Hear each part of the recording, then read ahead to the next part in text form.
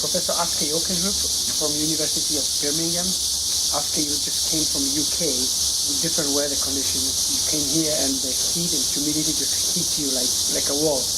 How you feel about it? Yeah, it's incredible, the heat and the humidity here. It's really very hot, and that is something you don't see on TV. But it is, and I think it's especially the humidity that hits you. So they're very difficult conditions to compete in. Very difficult. Yeah, that's what everyone expects. Greatest challenge for the athletes will be to get used to the condition, and athletes are choosing different ways of adapting into it. What do you think is the best way to adapt to those conditions? Well, the most important way is definitely to spend a lot of time in similar conditions. Your body just needs time to adapt, and you can only do that if you expose your body to those conditions. So I think athletes who haven't been out competing in similar conditions, they will struggle here. That's, I think, a key issue. And then, of course, you have to also make sure that you don't, especially in longer events or events where you're out in the heat for a long time, you have to make sure that the nutrition is adapted as well. So in terms of nutrition and hydration, what would you recommend to our average athlete preparing them for events? I mean, it's highly individual.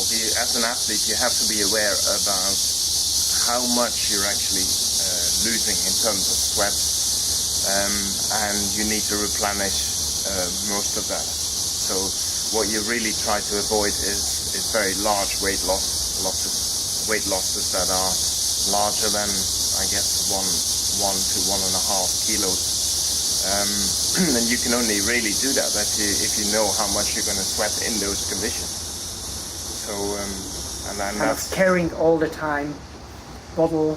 Yeah, I think you're sweating all the time, so you have to kind of replenish fluids all the time. So yeah, carry around a bottle with you, making sure that what you drink actually gets into the system quickly enough, which means that your drink should have some little bit of carbohydrate, a little bit of electrolytes. So they're important things. Yeah.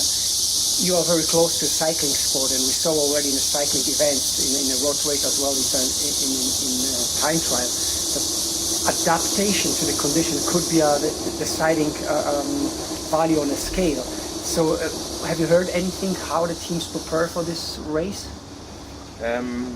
No, I have very little, but I think that there are probably some surprises in that time trial, which I think are largely due to the fact that some people adapt to these conditions easier than other people, or people just haven't adapted or haven't had enough time to adapt to the conditions, and that's I think it's absolutely crucial to really spend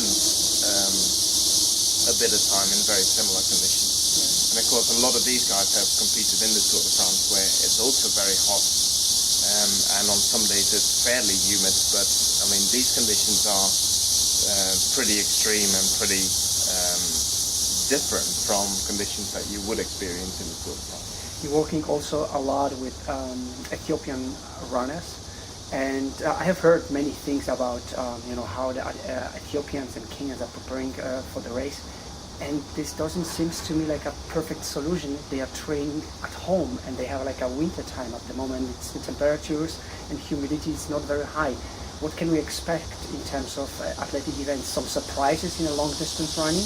Yeah, well, it depends on what parts of Africa we're talking about, I think, but definitely the runners that prepare near Addis Ababa, for instance, which is at altitude, and the temperatures are not that high. They're actually quite cool at the times that they train in the morning. Those conditions are very different from what athletes are or will be experiencing here. So if that's been their only preparation, it's far from ideal. But hopefully they're prepared in some hotter conditions as well, or they got over here a little bit earlier so they can actually run and train in these conditions as well. So we are hitting the wall every day, every morning when we are having our runs. We will see what's happening with athletes out there.